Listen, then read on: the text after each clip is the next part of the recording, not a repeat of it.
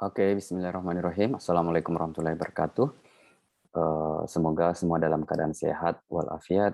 Kita masuk ke materi kuliah kimia medisinal. Langsung saja saya share screen terkait dengan materi pertama, pendahuluan dan sejarah singkat kimia medisinal. Ya, ya teman-teman bisa lihat saya share screen.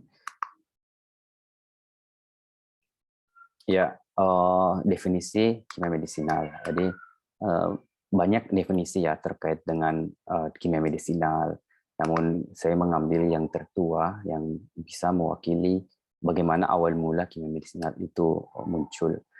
Di ini yang pertama definisi oleh IUPAC pada tahun 1974, di mana ilmu pengetahuan yang mempelajari penemuan, pengembangan, identifikasi, dan interpretasi cara kerja obat pada tingkat molekul. Itulah yang dimaksud dengan kimia medisinal. Kemudian yang kedua, pengertian yang kedua oleh Taylor and Kennewell pada tahun 1981 menjelaskan bahwa studi kimiawi senyawa obat atau obat yang dapat memberikan efek yang menguntungkan dalam sistem kehidupan, yang mana melibatkan studi hubungan struktur kimia senyawa dengan aktivitas biologis dan model kerja senyawa pada sistem biologis dalam usaha mendapatkan efek terapeutik obat yang maksimal dan memperkecil efek samping yang tidak diinginkan. Nah, ini pengertian daripada kimia medisina menurut Taylor and Kennewell. Jadi pengertiannya lebih kompleks, tetapi pada dasarnya sama ya. Kimia namanya saja kimia medisinal, berarti bagaimana mempelajari kimiawi obat, yang mana kimiawi obat meliputi struktur kimia obat, kemudian sifat kimia obat tersebut, kemudian bagaimana hubungannya antara obat itu dengan aktivitasnya. Nah, itu secara sederhana makna daripada kimia medisinal. Jadi teman-teman bisa mendapatkan definisi-definisi dari sumber lain, tapi saya rasa semua definisinya menjurus kepada pembahasan terkait bagaimana hubungan kimia obat dengan aktivitas daripada obat tersebut. Ada 6 ruang lingkup kimia medisinal menurut Berger pada tahun 1981. Yang pertama, ruang lingkup kimia medisinal itu adalah isolasi dan identifikasi senyawa aktif dalam tanaman yang secara empirik itu telah digunakan untuk pengobatan. Jadi proses isolasi kemudian identifikasi yang banyak dilakukan oleh orang-orang farmasi dengan sumber tentunya tanaman ya yang diketahui secara empirik telah digunakan dalam pengobatan, itu juga bagian daripada ruang lingkup kimia medisinal. Kemudian yang kedua adalah upaya untuk menghasilkan senyawa baru atau obat baru dari proses sintesis struktur analog dari bentuk dasar senyawa yang mempunyai aktivitas, berarti senyawa tersebut sudah diketahui aktivitasnya, sudah diketahui strukturnya, namun kita sintesis kemudian kita sintesis dengan bisa dengan melakukan modifikasi. Nah, itu juga bagian daripada ruang lingkup kimia medisinal. Kemudian yang ketiga adalah mencari struktur induk baru dengan cara sintesis senyawa organik dengan tanpa berhubungan dengan zat aktif alamiah. Jadi mencari struktur induk baru tanpa ada hubungannya dengan bahan alam atau struktur senyawa kimia dari bahan alam, itu juga bagian daripada kimia medisinal. Berarti ini adalah pure sintesis organik murni yang tidak ada hubungannya dengan struktur kimia dari senyawa bahan alam. Kemudian yang keempat adalah menghubungkan struktur kimia dengan cara kerja obat. Jadi proses analisis atau proses penelitian yang mana menghubungkan antara bagaimana struktur kimia obatnya dan bagaimana aktivitas daripada obat tersebut itu pastinya merupakan ruang lingkup kimia medisinal. Yang kelima adalah mengembangkan rancangan obat. Rancangan-rancangan obat banyak poin-poin nanti kita akan bahas. Kemudian yang terakhir mengembangkan hubungan struktur dan aktivitas biologis melalui sifat kimia fisika dengan bantuan statistik. Itu juga bagian daripada ruang lingkup kimia medisinal. Nah, bagaimana sih hubungan antara kimia medisinal dengan bidang ilmu lain? Nah, kalau dari pengertiannya tadi bahwa kimia medisinal itu bagaimana mempelajari tentang struktur kimia obat dan bagaimana mempelajari aktivitas daripada obat tersebut. maka bisa langsung saja kita terka bahwa hubungannya dengan bidang ilmu lain itu tentunya sangat erat. Kita bisa melihat di sini ada hubungan dengan bidang ilmu kimia dan biokimia, sudah pasti ya, karena terkait dengan bagaimana aktivitas daripada bagaimana struktur dari obat tersebut. Kemudian hubungannya dengan bidang biologi dan makrobiologi ya tentunya pasti juga ya berhubungan karena melihat bagaimana aktivitas daripada obat itu.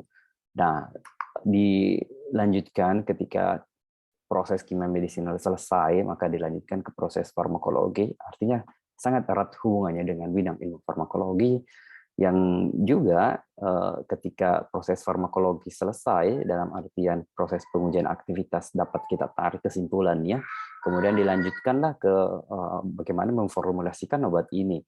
Jadi bidang ilmu farmaseutik di sini memegang peranan ya karena kita memformulasikan sesuai dengan stabilitas daripada obat tersebut, kemudian pengujian toksikologi dan patologi untuk memastikan keamanan daripada obat yang dihasilkan dari proses kimia medisinal tadi. Kemudian setelah semua lengkap maka barulah bisa di launching untuk digunakan pada bidang kedokteran, dalam hal ini dimanfaatkan secara massal oleh manusia. Jadi hubungan kimia medisinal dan bidang ilmu lain itu ya sangat kompleks dan sangat erat. Nah, di awal mula penemuan obat, jadi sebagaimana kita ketahui bahwa obat itu awalnya ya semua sumbernya dari tanaman ya, yang mana orang dahulu menggunakan tanaman itu dengan sistem coba-coba, sampai sekarang kita masih temukan ya dalam bentuk jamu ya. Ada yang jamu tradisional, ada jamu yang sudah modern yang bisa ditemui di toko-toko obat atau apotek. Dan yang dulunya itu sistem coba-coba untuk mengobati berbagai penyakit. Kemudian orang dulu gunakan tanaman untuk alat ilmu sihir, kemudian kosmetik ya seperti orang tua dulu kita ke sawah itu menggunakan bedak temu ya, kunyit sebagai masker supaya terlindungi daripada radiasi sinar UV dari sinar matahari. Kemudian racun orang-orang dulu yang di pedalaman Kalimantan itu menggunakan panah untuk berburu. Nah, itu racunnya berasal daripada tanaman. Kemudian sebagai obat kanker, nitrogen mustard yang dulunya gas mustard sebagai racun pada Perang Dunia Pertama, sehingga ternyata bisa digunakan sebagai obat kanker oleh orang dulu. Nah, jadi penemuan obat itu diawali dengan sistem coba-coba ya. Dan ketika ternyata dia memiliki aktivitas, barulah di zaman sekarang dibuktikan secara saintifik bagaimana sih mekanisme daripada obat tersebut sehingga orang dulu menggunakannya dan sangat mujarab. Ada langkah-langkah untuk melakukan pengembangan obat. Yang pertama adalah pengenalan masalah. Kemudian pencarian senyawa aktif. Kemudian di sini ada rancangan obat. Jadi ada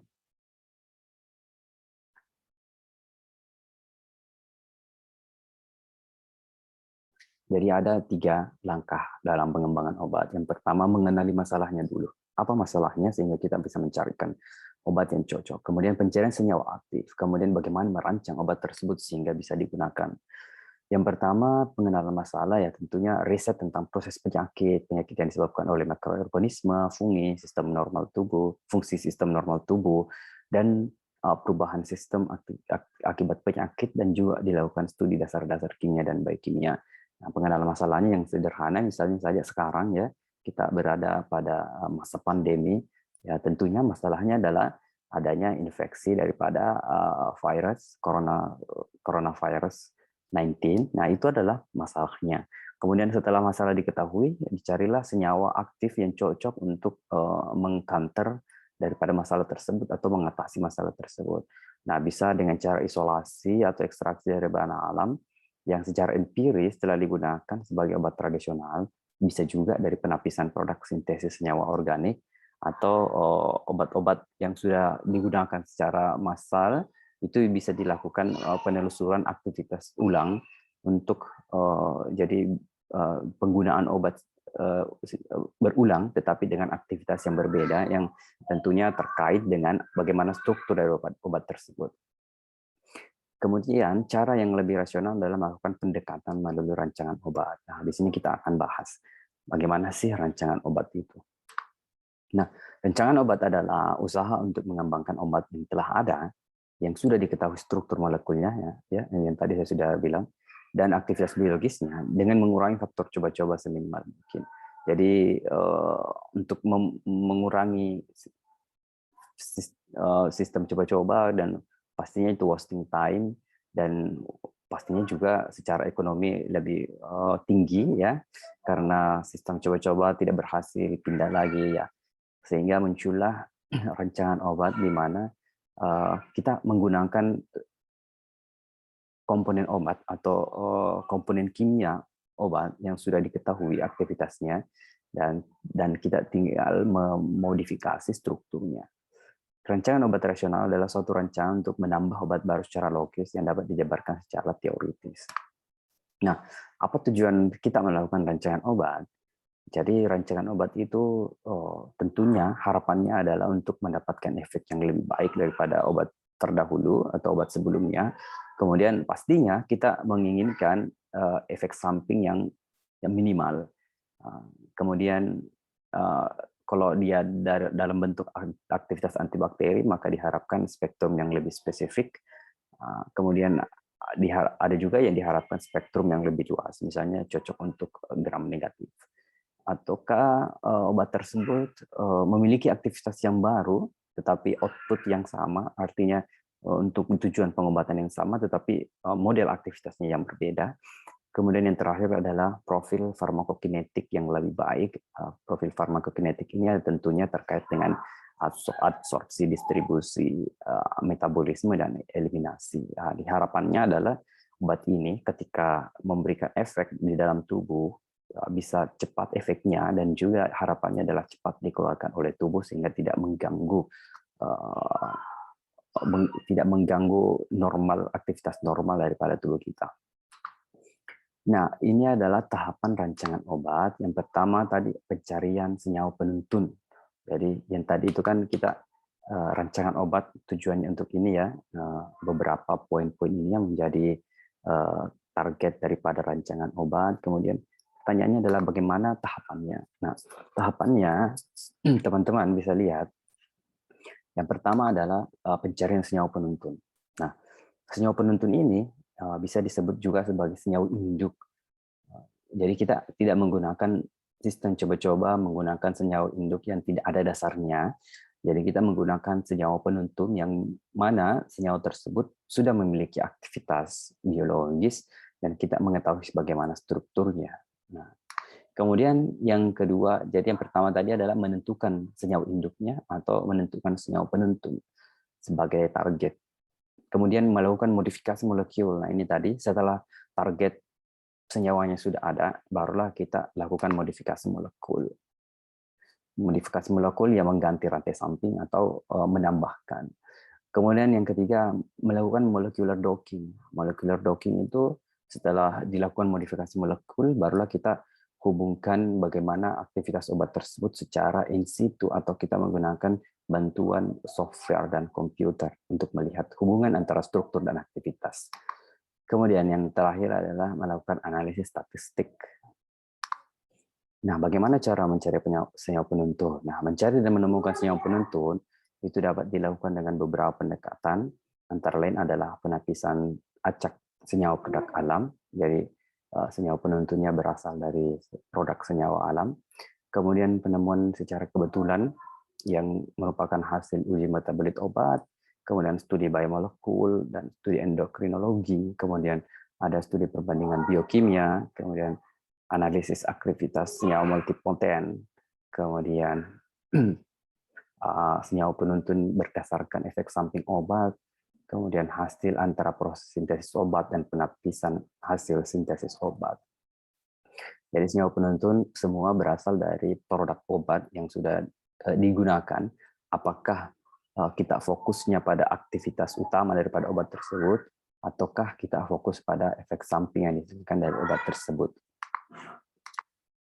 Beberapa pendekatan dalam mencari senyawa penuntun. Yang pertama, penapisan acak senyawa produk alam. Ini penjelasannya ya. Misalnya penapisan secara massal dari bahan alam melalui isolasi, pemurnian, dan ditentukan struktur kimianya, dan diuji secara biologis. Nah, seperti kokain pada tanaman Erythrocylon coca dan morfin dari Papaver somniferum yang berasal dari bahan alam. Yang sampai sekarang kita masih gunakan ya. Kemudian yang kedua adalah penemuan secara kebetulan. Misalnya Alexander Fleming yang menemukan penicillin, kemudian Fox yang menemukan anti tuberkulosis. Dan sampai sekarang ini yang digunakan sebagai senyawa penuntun. Kemudian hasil uji metabolit obat, misalnya protonsil rubrum yang direduksi menjadi sulfanilamid sebagai antibakteri. Nah, seperti itu ya teman-teman. Jadi kita bisa menggunakan senyawa-senyawa penuntun dari hasil uji metabolit obat. Kemudian ada studi biomolekuler dan endokrinologi, misalnya proses biokimia pada manusia dan mamalia yang merupakan lapangan yang luas. Misalnya saja penentuan hormon, nah, itu kan merupakan aktivitas endokrinologi dari manusia. Kemudian vitamin dan senyawa neurotransmitter yang merupakan senyawa bioaktif yang merupakan hasil studi biomolekul dan endokrinologi.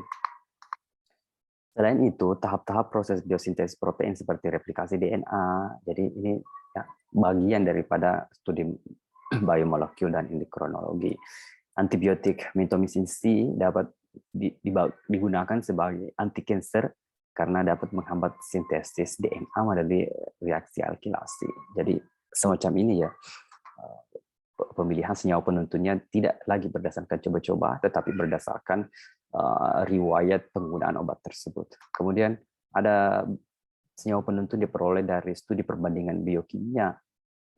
Nah, misalnya turunan penisilin yang dapat mempengaruhi sintesis mukopeptida yang diperlukan untuk pembentukan dinding sel bakteri, dan hal tersebut tidak terjadi pada hewan dan manusia. Jadi itu perbandingan aktivitas biokimia. Kemudian analisis mekanisme aksi senyawa multipoten, di mana senyawa yang mampu menyebabkan dua atau lebih tipe aktivitas yang berbeda diakibatkan karena struktur molekul obat memiliki gugus yang memiliki tipe reseptor yang berbeda pula. Jadi ada yang disebut dengan alfa dan beta adrenergic, itu memiliki aktivitas yang berbeda ya, meskipun dengan tipe memiliki struktur yang sama, tetapi gugus samping yang berbeda pastinya memiliki aktivitas yang berbeda pula. Kemudian senyawa penuntun yang berasal dari efek samping obat. Jadi banyak ya efek samping, misalnya saja yang sekarang itu adalah analgesik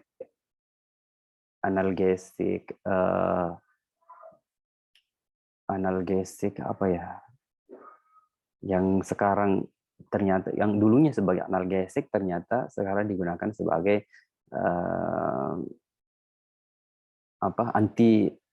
anti pembekuan darah.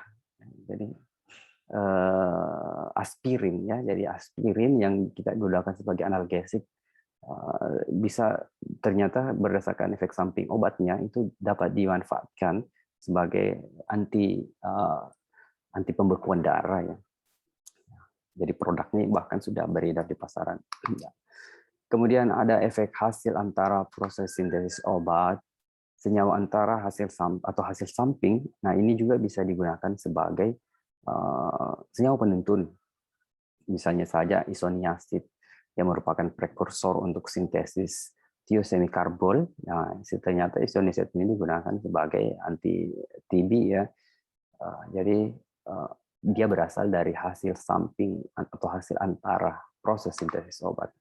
Kemudian merancang struktur kimia baru dan penapisan aktivitas biologis. Contohnya sintesis kloroquine sebagai anti malaria memerlukan penapisan sekitar 14.000 senyawa.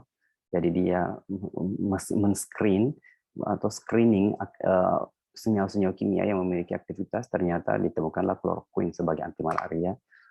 Nah, itu tadi ya, yang pertama adalah pencarian senyawa penuntun. Nah, ada beberapa metode pencarian senyawa penuntun. Yang tadi ada fokus pada aktivitasnya, kemudian ada dari perbandingan aktivitas biokimia dan banyak lainnya ya. Ini tadi dari A sampai I. Teman-teman bisa baca kembali.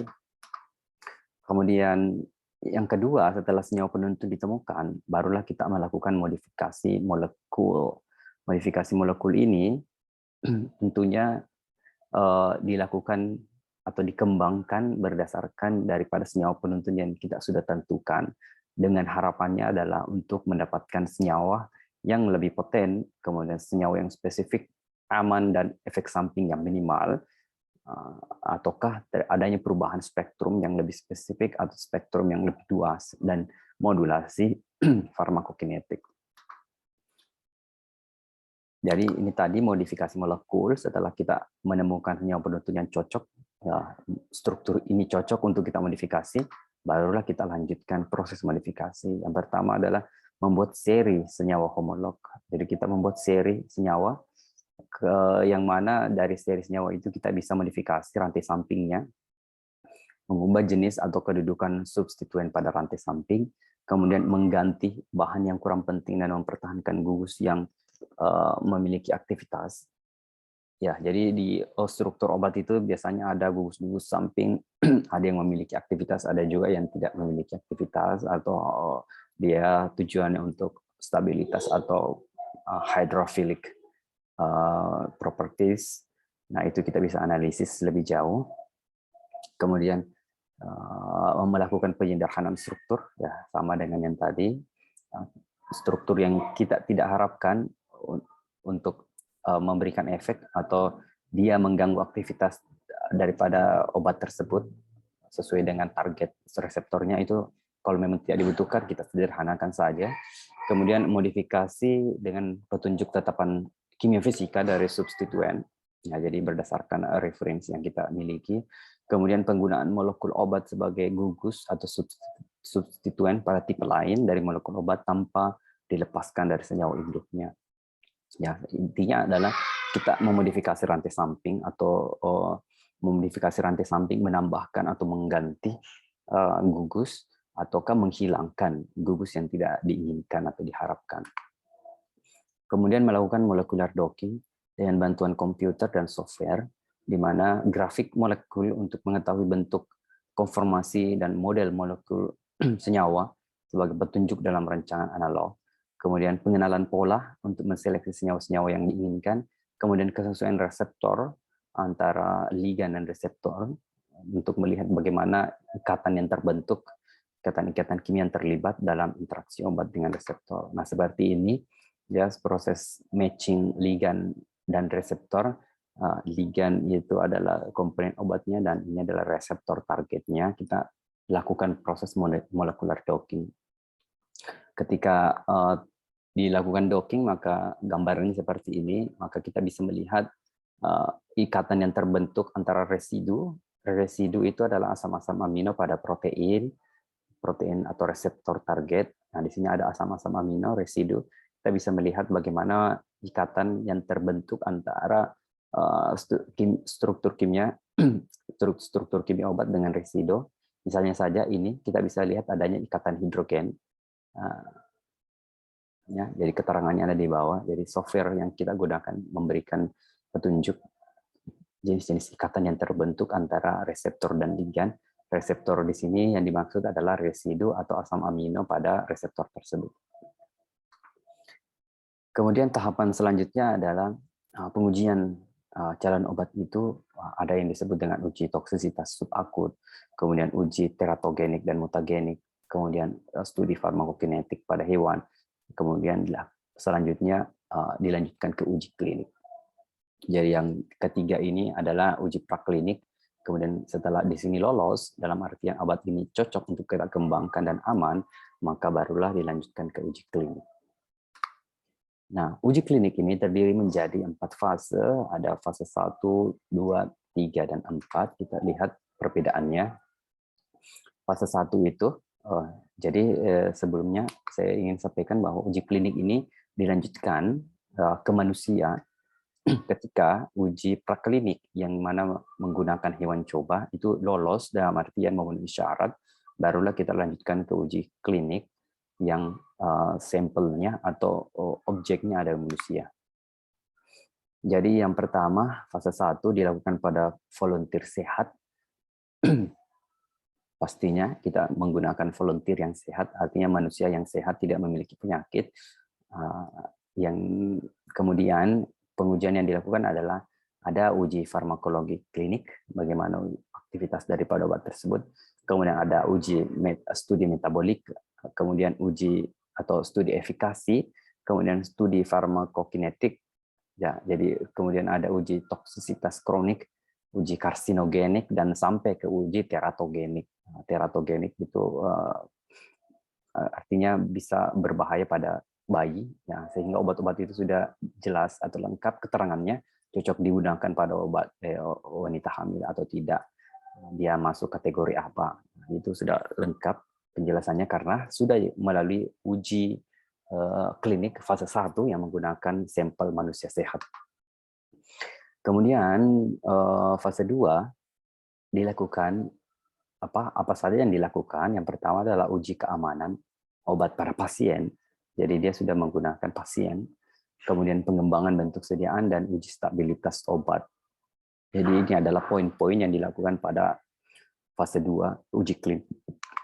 Kemudian fase 3, uji klinik fase 3, tujuannya adalah untuk uji keamanan pada manusia sehat secara luas. Jadi kalau yang fase 1 dan 2 skopnya sempit, di fase 3 ini lebih luas.